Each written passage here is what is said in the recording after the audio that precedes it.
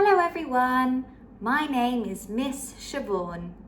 Today we will read Curious George and the Dragon Dance.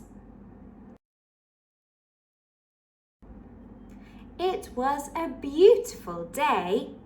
George and his friend Marco were taking a walk when all of a sudden they came across a big party in the middle of the street. They wondered what could be happening. Happy New Year! A girl said to them. George and Marco were confused. New Year's happened on January 1st, and today wasn't January 1st. It's Chinese New Year, the girl explained. Welcome to Chinatown. My name is Lily. Lily told George and Marco all about Chinese New Year. The holiday is also called the Spring Festival, and it is a time for families to get together. It is the most important celebration for families in China. Today, there would be fireworks and a parade. And at the very end of the parade, there would be a dragon dance. Do you want to see the dragon? Lily asked. Of course they did.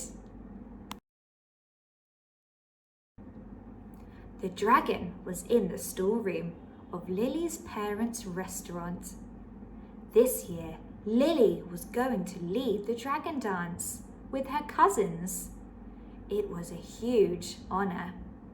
Dragons were considered to be helpful and wise, and the dragon dance would keep away bad luck in the new year.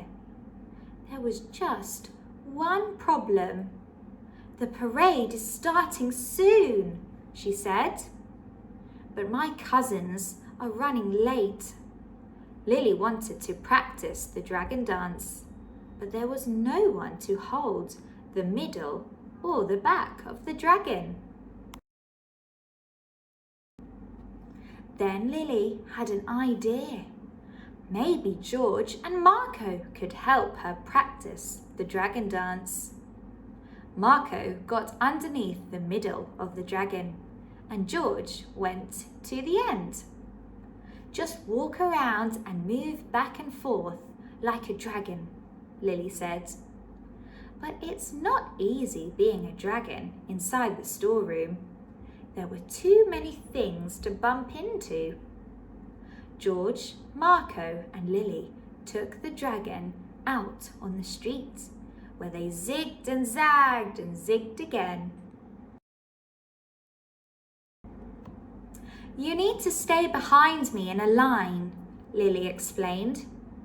You also need to keep an even distance. They were moving like a dragon until crash! Whoops, Lily said. It's important to keep your eyes forward too. When they got up, they noticed the dragon's nose was missing. That's when George spotted the nose across the street, but not before a dog did.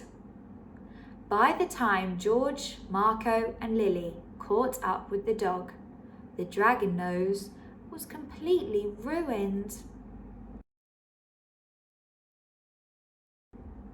Luckily, George had an idea. They could make a new nose. They hurried to George's house, where he had an entire box of art supplies. First, they tried a round ball. It was close, but it didn't look enough like the old nose. George remembered that the old nose had red and gold stripes, and it was curvy. Maybe he could use red and gold yarn. They made a nose out of yarn.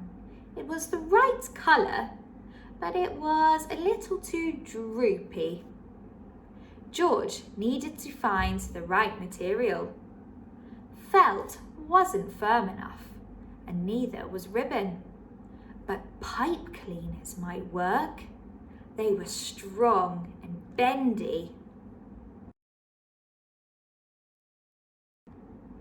The pipe cleaners looked right, but there was still something missing. The rest of the dragon head was covered in red cloth. They needed the new nose to match, and they were almost out of time. George went to the kitchen. Surely there was something there. He opened the cabinets and drawers. Then he found something. Red napkins. The new nose was perfect. The dragon looks wonderful, Lily said. But the parade had already started. Would they be too late?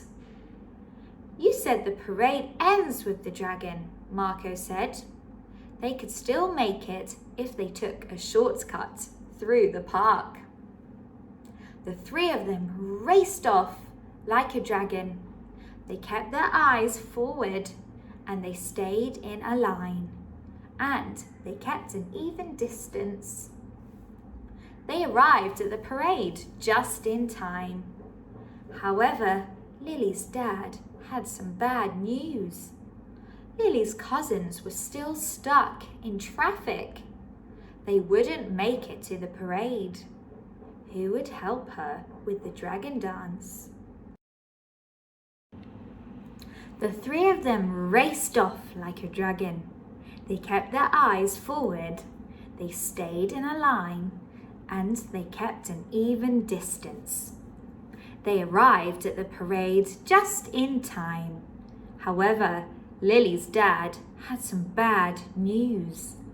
Lily's cousins were still stuck in traffic.